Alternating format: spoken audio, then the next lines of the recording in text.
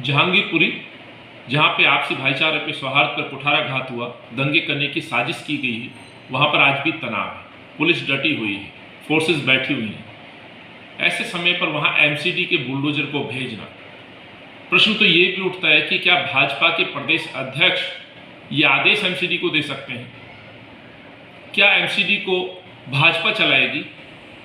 आज ये दर्शाता है कि किस तरह से वाहन एनक्रोचमेंट के नाम पर अभी भी लोगों के बीच में जहर घोलने का काम किया जा रहा है, नफरत की दीवार को खड़ा करने की कोशिश की जा रही है। आखिर इससे क्या लाभ लेने वाली है भाजपा? साफ तौर पर आज ये सिद्ध हो गया है कि ना केवल इस तरह के दंगे, इस तरह के जो फसाद होते हैं उसमें भाजपा और आम आदमी पार्टी के जो नेता पाए जाते हैं और उसके बाद बुलडोजरों को भेजा जाता है, किसी भी सूरत में दिल्ली को शांत नहीं देखना चाहते।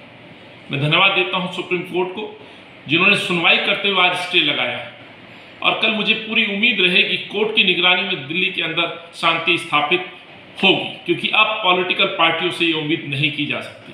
अरविंद केजरीवाल मौन है, अपने एक विधायक से बयान दिलवाते हैं, लेकिन मुख्यमंत्री होने के नाते आज तक सड़क पर आकर के अपनी बात नहीं कहते।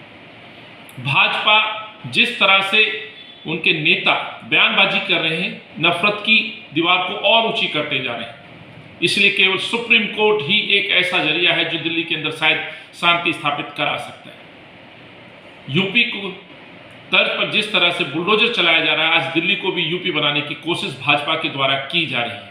अफसोस इस बात का है कि इसमें अरविंद केजरीवाल भी उनका साथ दे रहे हैं।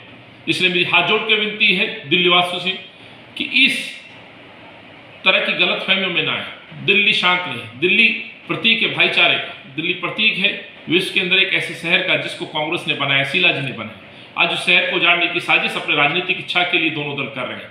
मेरी हाथ जोड़ से विनती है इस तरह के बहकावे में ना, और बीजेपी और आम आदमी पार्टी से कहना चाहता हूं कि इस तरह की साजिशें बंद करें, इस शहर को जलाने का काम ना करें।